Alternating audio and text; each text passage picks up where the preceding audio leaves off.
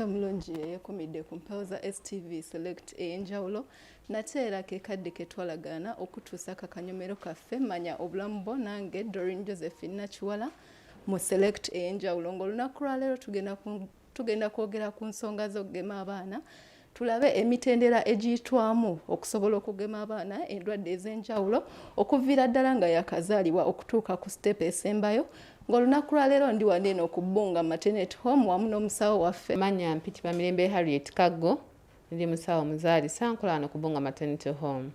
Yes, musawo Harriet tunulamu oli musawo muzaalisa abazadde abasinga bazaala abaana ne beesuulirayo ogwannaggamba naddala mu kubagemesa.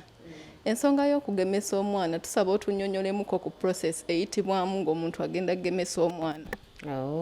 Kaakati abaana bazadde abaagalwa okugemesa kwa mugaso nnyo eri abaana bammwe kubanga omwana oba tomugemesezza waliwo bingi by'obeera omufiiriza, waliwo emigaso mingi nnyo omwana gy'afuna ng'omugemesezza. Ate okugema tekuli kwa abaana bokka, n'abantu ffenna tulina okugemebwa olw'endwadde ezimu eziba ziri mu nsi muno. Kuba okugema omuntu ayinza okugamba nti okugema kye kiki?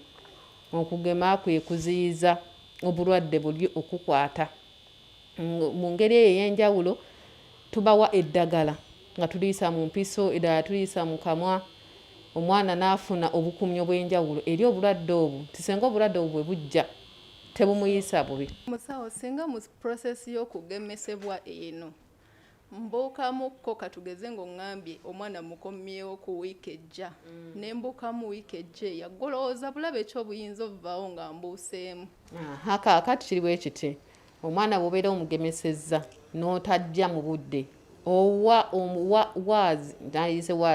ekiseera akawuka kali ate singa abeera nga ali exposed to ko ate okujja okumulumba. Ensonga lwaki tufuba nnyo okulaba nkugamba komawo mu budde bwe buti. Ate ekyokulala kati nga buno obuyisi bwe tukuba ku kisambi tubakuba emirundi 3. Senga olwawo okuddayo kitegeeza eddagala liba terijja kukola, ate senga tobumalaayo terikolerako ddala. Kati bakugamba okuddayo nga wakawedde omwana aweza omwezi 10 ne wiiki 2 n'afuna obuyisi obwo bubiri n'afuna ne ka polio mu kamwa, awo bakubala weeks 4. Ezo weeks ezo 4 bwe ziggwako era olina okuddayo n'ogemesa omwana. Kaakati akayisa akasooka kabeera kakoze kikasoomooza omubiri nti bannange zaalo abasirikale abafaanana nga nze senga buli obulwadde bujja obwefaanana nga nze ojja kuba osobola okulwana. Naye ako sekawo ate bukuumi.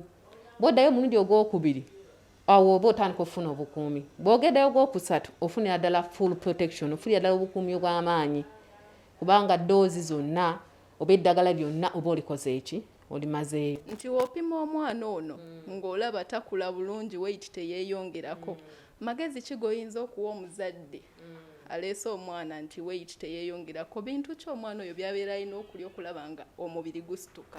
Ekyo nakyo kisinzira ne mu bbanga ly'omwana.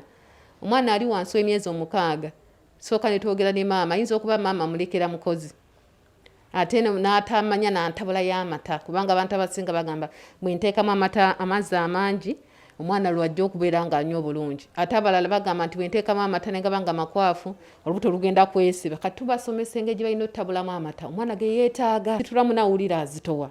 Ate n'obwongo ekiri so important, omwana bw'abeera nga si mulwadde obwongo bwe bukula mangu, bukula bulungi n'aba healthy oba n'aba mulamu.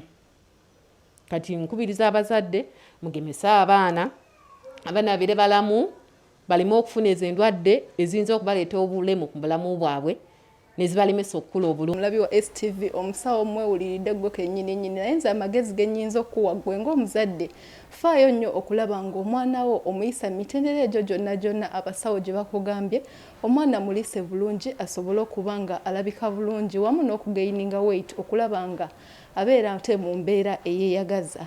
Sigadde nze Nakiwala Doreen Josephine ku STV.